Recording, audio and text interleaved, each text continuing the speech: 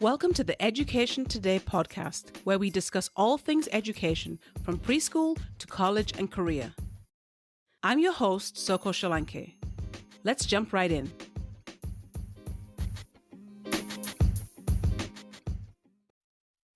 Welcome to Education Today, the guest teacher edition.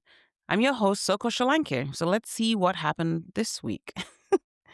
I'm thinking I should probably start every episode with a segment called Kids Say the Darndest Things and just tell you about all the crazy things that kids either said to me or that I overheard.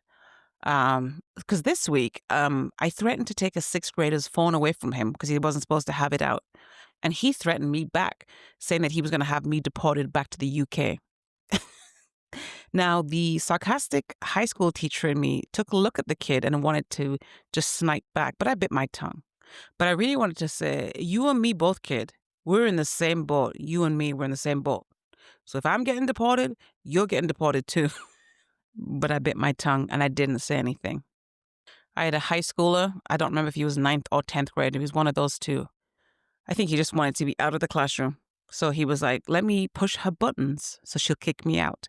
And he's walking around the classroom declaring to everyone that I have an IEP. I have an IEP. And then he's like, what's that? Because an IEP is an individualized education plan. It's what kids on special ed have. It's a document, a legal document that the kids in special ed have that tells you the services that they're supposed to have and things like that. But he's walking around saying, I have an IEP, I have an IEP. And the kids are like, what is that? And he says, it stands for in everybody's, a P word that is another word for cat. Yeah. And I'm like, no, you got to go, bro. You got to go. You and I cannot be in this space together and you're walking around saying that. You got to go. So he had to be escorted off the premises. Crazy. I had a high school a female tell all the kids in her class that she didn't care much for the fact that it goes freshman, sophomore, junior, senior. She always thinks that it would make more sense and sound better if it goes freshman, junior, sophomore, senior. Like, wait, what? What? I just think that would make more sense. I just think that would sound better. It should be freshman and then junior and then sophomore and then senior. Is it because sophomore and senior both begin with S's? What? Because a sophomore is a name for a kid or a student in the second year of a 4-year program or second year of a program. Sophomoric, the roots of those words mean like, immature, silly. So like 10th graders are. But anyway, that is her story and she's sticking to it. I had a junior. So he's like, juniors are 16, turning 17, right? Declaring to kids, no, I'm not going there. I'm not doing that because I don't do that anymore. And he was talking about how he is a recovering alcoholic in 11th grade. If that girl had her way, it'd be sophomore year, but it's junior year. And although it's not funny, first of all, kudos to him. And I did give him his kudos and said, you know what, that's really good that you're doing that. And he was like, oh yeah, I was 9th and 10th grade. I was flat out drunk all the time. In my head, I'm like, where are you getting the alcohol from? But, so it's not funny, but it is crazy that you are a recovering alcoholic at age 17, that you were drinking like 9th and 10th grade, maybe even 8th grade. Like, where was he getting it from? What, like, who was monitoring, like, where he was going and what, anyway. Yeah, those are the crazy things I heard this week. Apparently I'm getting deported, but anyway, you and me both, son. So when a job is advertised for substitutes, you can see like a basic overview of what the job is. So for instance, middle school math or high school science. Elementary school, it'll just say like 5th grade, 3rd grade. Sometimes it'll say nothing, which is a reason that I often don't take elementary jobs because I don't want to get there and surprise, it's 1st grade. Oh, I'm not created to teach the 1st grade. But anyway, there was a job that I haven't been taking because I didn't know what it was. So it just says TPG. I'm like, what subject is that? So I just ignored it. But anyway, this week I found out what it is because I took one of those jobs. So TPG is Teacher Exchange Program. So it's not the subject, it's the way that the teacher was hired. So, as you know, there's a teacher shortage. The teacher shortage existed before COVID, but COVID made things worse. And teachers have been leaving in droves, and school districts have been having to find creative ways to fill in the gap, fill in the gaps. Some districts have gone to 4-day weeks, but others, like this district, which I didn't realize, is bringing in foreign nationals on short-term contracts to fill in the gap. So I actually spoke to one of those teachers this week and to get a little bit more information about the program. She told me that it is a 3-year program, and it can be extended for an extra 2 years after that. Um, and they can bring their families over. So that's pretty cool. Um, and then I realized that there are a lot of teachers that I've encountered over the past few months who were probably in this program. The reason I say that is this part of the county that I'm in is not that diverse. It's Florida diverse, meaning there's white people, um, African Americans, and then Hispanic people, which could be, Puerto Rican, Dominican, Cuban, or Central American, or like South American, like Colombian. So to me, that's like Florida diversity. Oh, I'm sorry, I forgot another group, Haitians. But what I've been seeing is, and I didn't realize this, I've been co-teaching with some of these teachers. I'm seeing teachers from China, Philippines, the Philippines, um, India, Ghana, who are usually teaching STEM, science or math usually. Usually when I'm in their classroom, it's evident that they haven't been in this school too long. Either it's their first year or their second year, because just by looking at what's on the walls or what's not on the walls, what's in the classroom and what's not in the classroom. So I realized that I've encountered a lot of those teachers. I think that's what I really believe, because you just don't see that kind of diversity in this side of part of the county in terms of, like I said, people from India, China, Pakistan, the Philippines, West Africa. And these people, like I said, they're usually teaching STEM.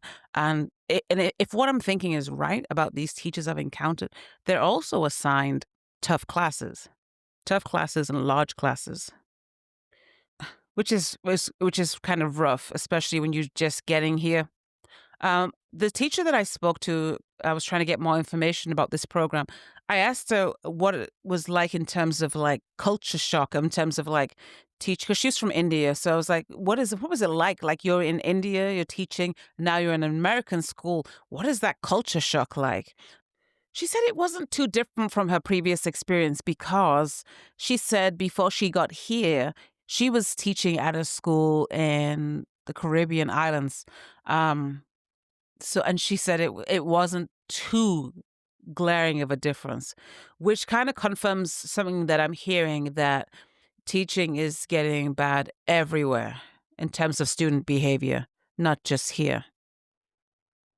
I feel like she's trying to downplay um, the starkness of the contrast, to be honest.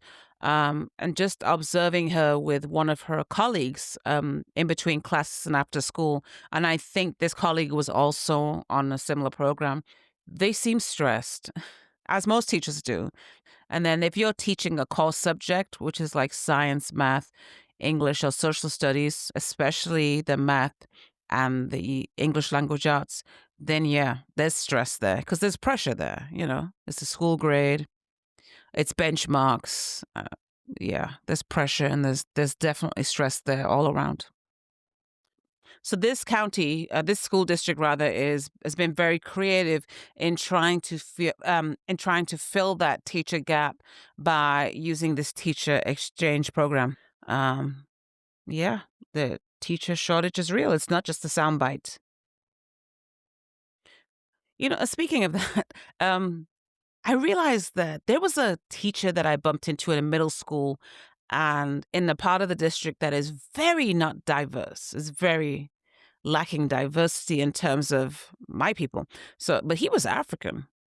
And that just kind of stuck out to me. So I approached him and I was all excited. Found out he was from Ghana. I'm like, Akwaba.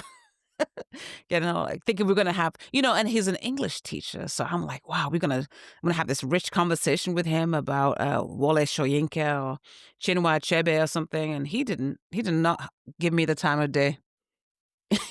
He was not interested in having a conversation with me. I was like, "What?"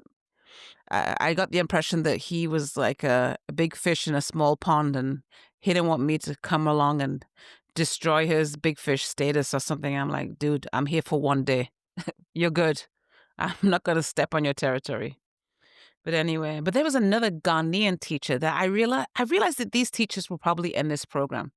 And she was a math teacher, and she was pretty cool. It was nice to bump into her and just watch her teach because it was a co-teaching situation that day.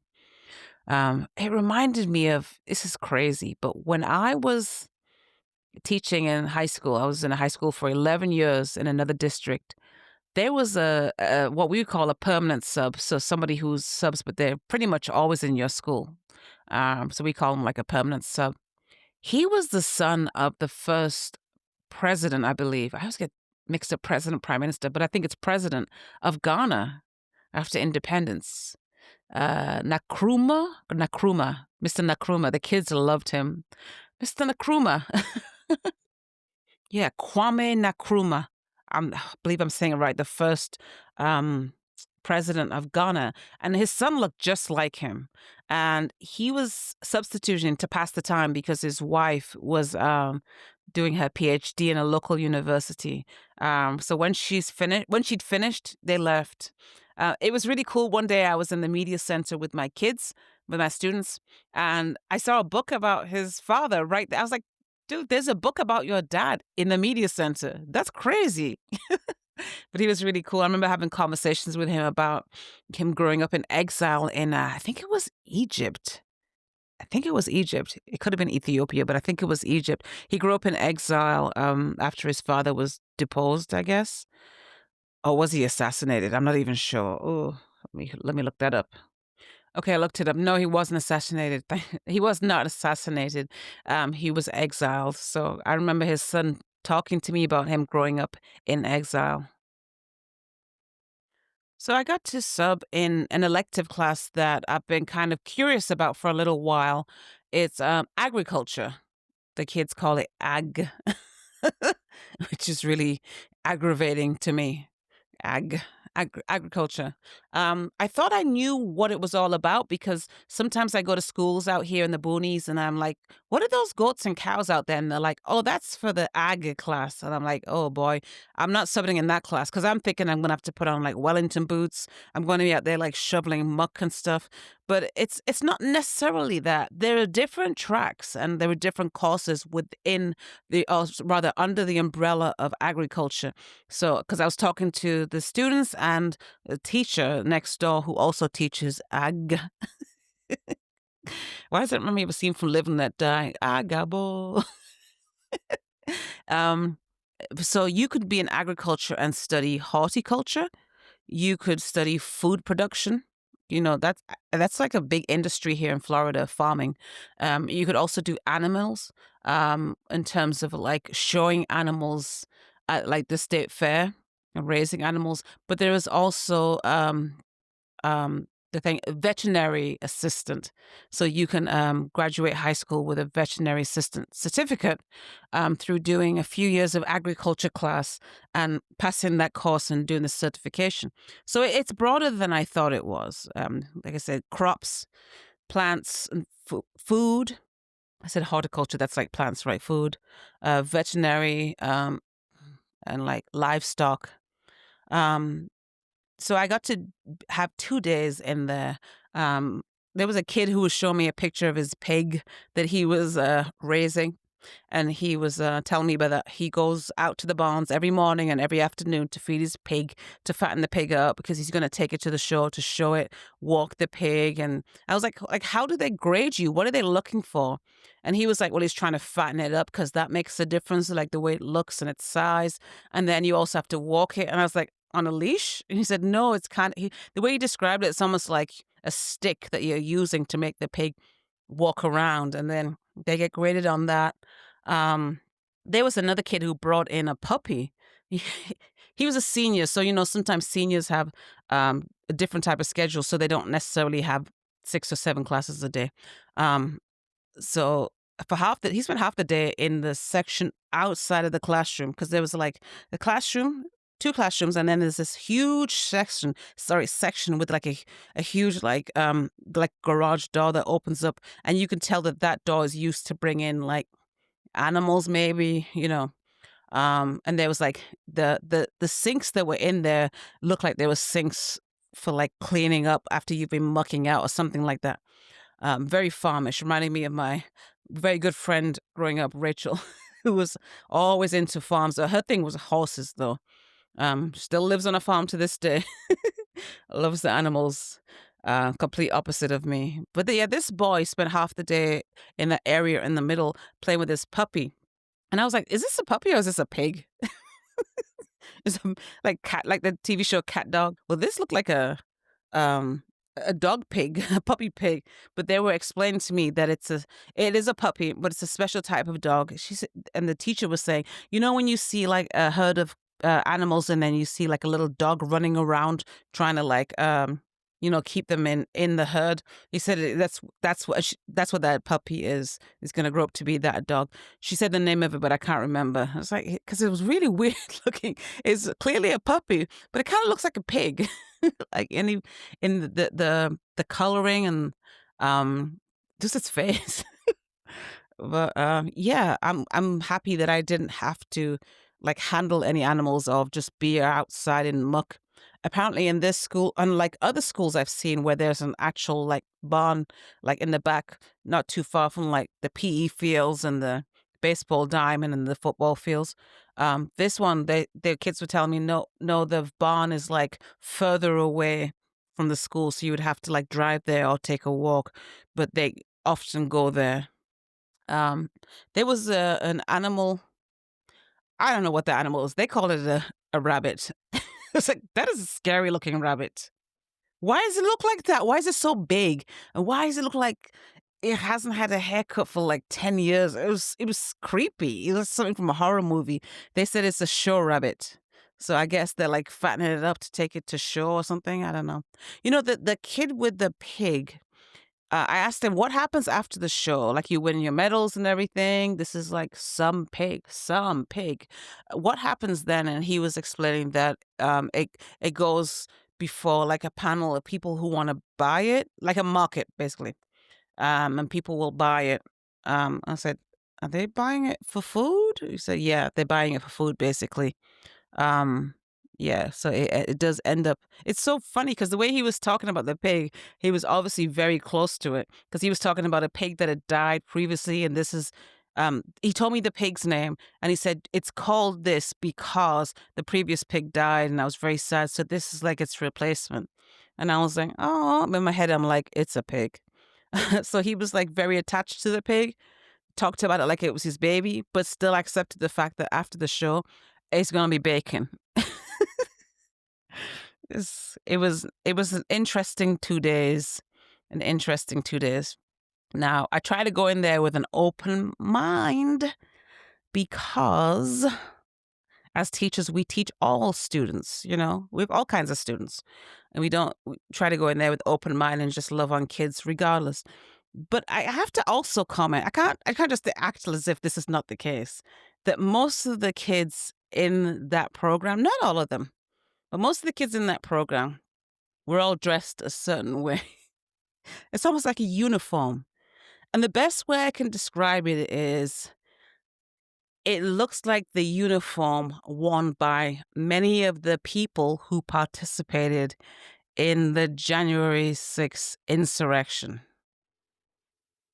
We're storming the Capitol. It's a revolution. Camo, combat gear. Like, are you going to war? Where are you going? Wrangler jeans, cowboy boots. I don't know how to describe it. It looks like a baseball cap, but the brim is very wide, and the back half of it is like mesh, see-through, like net. It's that type. And instead of wearing it properly and securely, they kind of like prop it on top of their head. Belts with big belt buckles. It was interesting. It was interesting. The school is very Florida diverse, I'll say. So to me, just walking around that school, it seems like, I would say, and I might be wrong, and I could go online and look at their stats, I would say 1/3 white, one third Hispanic, and the Hispanic seems to be a mix of Puerto Rican and Central American, mainly Mexican. And then the other third is Black, mainly African American Black. I've seen a few Haitian kids there. I've actually seen two Senegalese kids, which when I see their name on the roster, I'm like, Nanga Def. They're like, Magnifique. And then they start speaking to me in Wolof, and I'm like, oh no, that's all I know in Wolof. But yeah, the school itself seems to be, it looks like it's, like I said, a third white, a third African American, a third Hispanic, and that Hispanic, I would say, is a split between Central American, mainly Mexican, and Puerto Rican. But the ag program seems to be majority white students, with a few Hispanic students in there also. The classes that are more specifically vet assistant seem more diverse, and in terms of who's in there. But the ones that is like the showing animals, that type of thing, it very much is the like the fishing shirts. Uh, I don't know what those shoes are that I see them wearing. I can't remember the name, but like I said, the cowboy boots, the Wrangler jeans, the baseball caps with the net in the back. Sometimes even cowboy hats. It's very interesting. It's very different audience from what I'm used to, teaching in the suburbs and teaching in the inner city. Yeah, very interesting. But I did what I usually try to do. So I asked a lot of questions, and I learned a lot of things about agriculture, mainly about animals, about showing animals, about crops in Florida. Yeah, I learned a lot in my 2 days, and yeah, it was really cool actually. Yeah. It's one of those electives where, like, some of the kids are placed in there because there's a hole in their schedule. There's no space in any other electives, so they're placed in there. And those kids are kind of like, I'm just here.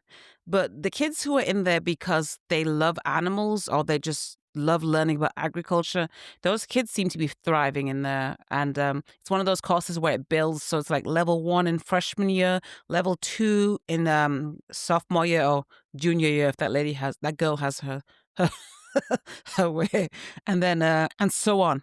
And like I said, there's different tracks because there's veterinary, or there's food and plants, or there's like animals, but not necessarily veterinary, and like the kids, people who are rearing animals to show them at the state fair. The classroom had all of the awards and certificates that the kids have won over the past how many ever years, at the state fair or the county fair. And because of the time of year it is, it's January now, they were gearing up for state fair, county fair, strawberry festival, that type of stuff that's happening in Florida in January, February, March time. Because we have the strawberry festival here in March, and we usually have state fairs around February time. I've never paid attention to the animal parts of the state fair, sorry, to the state fair. But and this is another thing. Another track in agriculture is something called agriculture communications. And I was like, what is this? And the kids were saying, well, when we go to the state fair or county fair with our animals or livestock or crops or whatever, we have to get up there. We have to talk and explain and tell them about it. And we get judged on that too. So this class was preparing them for giving speeches, for speaking in front of crowds, for presenting about their animals, about their projects, about crops. The teacher wasn't there that day because she was at a competition with her students. That was the second day I was there. And they were, but it wasn't with animals. It was something, it was environmental. It was like an environmental competition. So that's another aspect of it too. It's so much broader than I thought it was. I really thought it was just mucking at animals and raising animals for the fair. But environmental, that's really cool too. I was asking the other teacher, what does that entail? She was saying something about how they have to show that, well, this is what we've done with this, and it's environmentally friendly because, and talk about pollution and ways that they're tackling that. And it was really cool, really, really cool. I had a good 2 days, and I learned a lot in ag class. Okay, let's talk about sixth graders behaving badly. Ah, yeah, yeah, yeah. Well, first of all, I was in a sixth grade classroom where the teacher has a box on her table and it says something like exchange box or something, and there's a picture of like sneakers. So it's one of these teachers who, when the kid asks for a pencil, she gives them a pencil, but they have to give her a shoe and put their shoe in the box. I always hated when teachers do that because, first of all, that's like a waste of my time. Like, I could be doing other things rather than saying, give me your shoe, here's a pencil. No. Secondly, something just doesn't feel right to me about making a child take off one shoe and put it in a box and go back to their desk, sit down and work with one shoe on. It's just really weird. It's just weird. And I kind of understand that they're trying to teach them some accountability because the truth is the kids that are always asking you for pencils are the same kids who will throw it on the floor at the end of the class where they no longer need it. Then they'll go to the next class and do the same thing. But as a middle and high school teacher, the thing that worked for me was the at the end of every day, at the end of every period, end of every day, there were pens and pencils on the floor. And there's nothing wrong with them, but they're on the floor. I scoop those bad boys up, put them in a cup, and put them at the front of the room for anyone to take who needs it. And you know what's interesting is at the end of that day, there were so many pencils on the floor in her classroom, including the goat of all pencils. Those yellow pencils with a green on them that teachers just covered. It begins with a T. I can never pronounce it's a long name. I can never pronounce it. But some teachers just like, oh, that's the gold standard of pencils. And they put that on their list and they're the most expensive ones. There was a ton of those on the floor. Like there must have been a student who had them in their book bag and dropped them on the floor and didn't bother to pick them up. Like they knew they were on the floor. You could see them.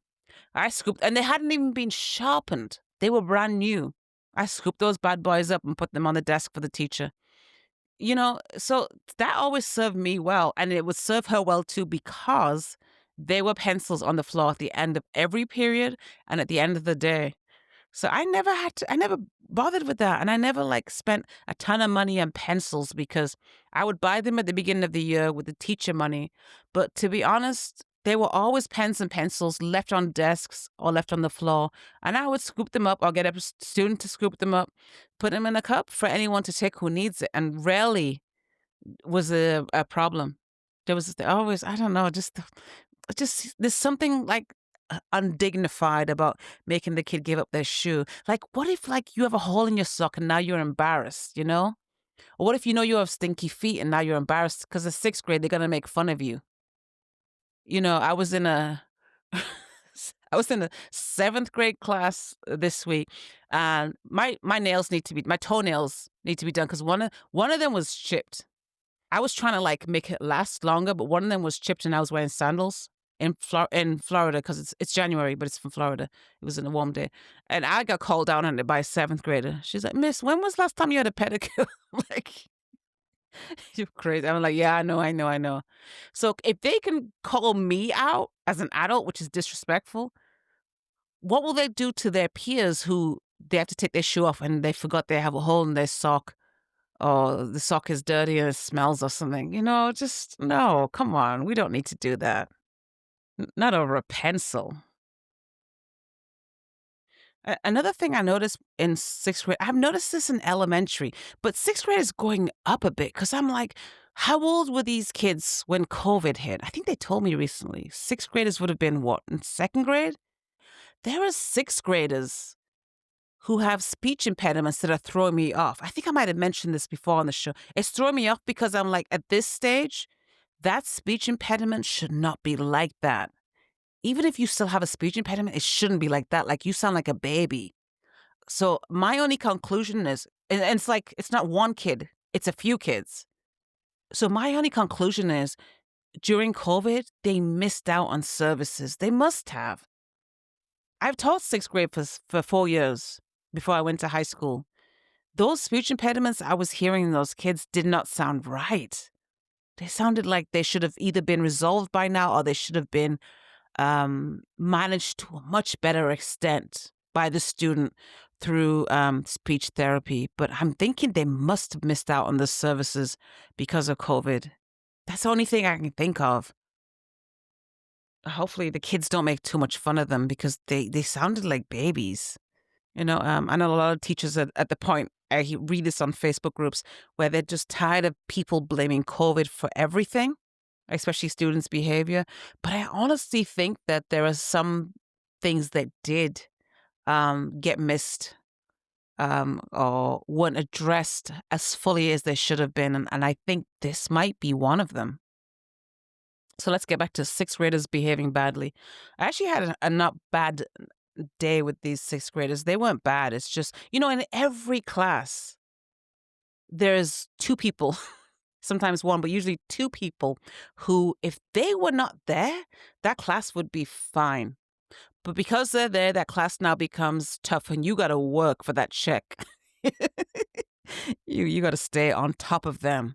The characters, I call them the characters. Ooh, those characters can turn that classroom upside down. Wow. Um, but yeah, in every single class, this teacher just left basic review for a test that they're doing. Review of the unit that they just finished on was it on energy or something like that. It's a science class. And in every class there's like about two students. It's usually like one table of students. They'll set each other off. We've never done this. I don't know what this is. I can't do this. She didn't do this. She didn't teach us this. I'm like, oh, really? She didn't teach you this? Or you weren't listening when she taught you? Because there's no way a teacher would give you a test on material that she hasn't taught you. So say you were sleeping or not paying attention, or say you were absent, but don't say that she didn't teach this, And then the worst thing is, while they're saying that and doing that, there are kids all around them doing the assignment, opening up their science notebook to the right pages to get the answer for the review questions. Or, here's a crazy idea, opening up their textbooks to that chapter and finding the answers for the review questions. Meanwhile, in every class, there's always a small group of kids who are professing that she didn't teach us this. I can't do this. Oh, it's laziness and lies. Laziness and lies. This teacher said, and I wrote the directions she gave me on the board, write down the questions and then write down your answers to the questions in complete sentences. These kids are doing, not all of them, some of them are very diligent. It's usually the ones who were saying, she didn't teach us this. She did, but you were sleeping. They don't want to write the question down. That's too much. Really? 7 questions is too much? They don't want to write the answer in complete sentences. Well, I answered the question. That's nice. But she said answer it in complete sentences. And by the way, for at least 3 of them, she said, give examples. Where are your examples? Oh, that's too much. Really? That's too much? For 7 questions. You're literally writing down 7 questions, writing your answers to those questions in a complete sentence. And then for 3 of them, you're giving examples. And you have 50 minutes. In 2 classes is 1 hour to do this. Laziness and lies, lying on the teacher that she didn't teach us this. None of it. Not that I was absent for 1 day and I don't know the answers to numbers 4 and 5, but that she outright didn't teach us anything. And I'm supposed to believe this? Come on. The problem is that when kids see me in the classroom, they assume that I'm not a teacher, that I've never taught, that I don't know their lies. I don't know their strategies, that I haven't raised kids of my own. I don't have my own kids. They just make that assumption. And I'm like, really, dude? Go sit down. So that you lies. And then laziness. Don't want to write the questions down. Don't want to write any complete sentences. Don't want to give examples. Because it's just too much. Like, how is that? It's not too much. And the bottom line is, if she didn't teach you that, which is a lie, and you don't do the assignment, you only have yourself to blame if you don't pass the test. Because obviously, that material is going to be on the test. That's why she's giving it to you. But anyway, what do I know? I'm just here to babysit you for the day. Laziness and lies. 6th graders behaving badly. Ugh. But to be honest, I saw the same behaviors in high school English. Same behaviors. So one thing I do not like about some of the middle schools that I've worked in is this policy, not policy, this procedure that when the bell rings, you hold the students in class for a controlled dismissal. I'm just used to when the bell rings, they go to you. You go to the buses, you go to the bus ramp, or go wait for your bus in the cafeteria. You go to the car line and you walk home. Just go. And as I said, I taught sixth grade for 3 years, 4 years, sorry. That was the procedure. But in some of these schools, they're doing too much, I'd say. Just doing too much. Like this school, they were like, well, at dismissal, we release the car riders and walkers first. That's the first wave. And then 5 minutes later, 5 minutes later, why am I still here? I'm not a salaried employee. I need to go. 5 minutes later, we'll call for the first round of buses that are here. And then 5 minutes after that, we'll call for the next round of buses that are here. And then 5 minutes after that, anyone that's left, you can escort them to the cap. First of all, why am I escorting sixth, seventh, or eighth graders to the cafeteria? Why can't they walk themselves? Secondly, why can't they all just go to the cafeteria or the bus ramp? And I understand what they're trying to do. They don't want all those students in one place together. They're trying to control it so it's not chaos. Anyway, let's just say the kids had a good dismissal that day because I was like, you know what, kids? It's time to jet. It's Friday and it's time to jet. Let's go. Anyway, that was my week. It's not a bad week. That was my week. Very interesting. Very interesting week. Thank you for joining me. And I hope to be with you again next week with more adventures in my substitute teaching journey.